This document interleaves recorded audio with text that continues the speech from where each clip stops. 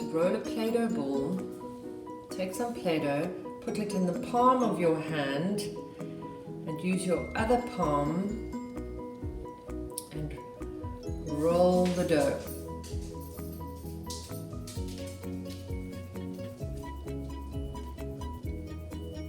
There we go.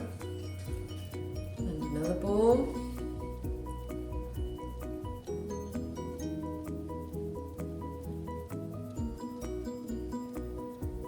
You could also roll it on a surface, on the table, round and round, until it's made a perfect ball. Line up your balls. 1, 2, 3, 4, 5, 6, 7, 8, 9, 10. 10 Play-Doh balls.